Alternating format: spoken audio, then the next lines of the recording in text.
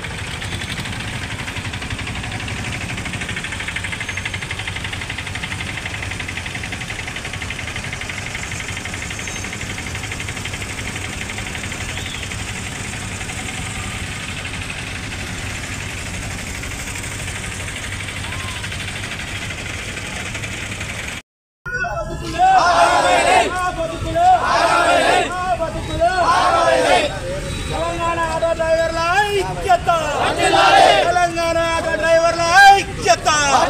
Telangana auto డ్రైవర్ల ఐక్యత. Telangana auto డ్రైవర్ల ఐక్యత.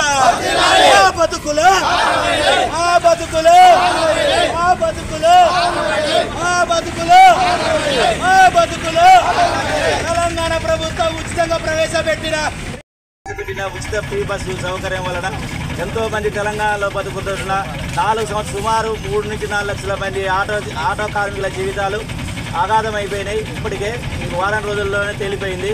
దాని వలన ఆటో డ్రైవర్ల ఒక్క కుటుంబాలే కాకుండా అటు ఆటోమొబైల్ అయినా సరే, ఇటు మెకానిక్లు అయినా సరే అందరూ కూడా చాలా బతుకులు ఆగమైపోయినాయి. దీని వలన ఆటో కార్మికులు చాలా ఇబ్బందులు పడుతున్నారు.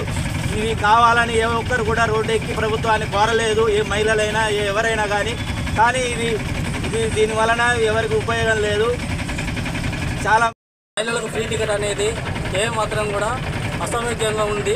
ఈ ఫ్రీ ఆటో కార్మికులు కూడా ఉపాధి కోల్పోయారు. దీనివల్ల మాకైతే ఎటువంటి ఆదాయం కూడా లేదు. ఫైర్స్లు కట్టుకున్నవి కూడా ఆగిపోతున్నాయి, ఈఎంఐలు ఆగిపోతున్నాయి. దీనివల్ల మాకు కాంగ్రెస్ ప్రభుత్వం మా పొట్టను కొట్టినట్టే అయిపోయింది. మాకు 3 అడ్డాలలో 300 పనులు ఉన్నాయి.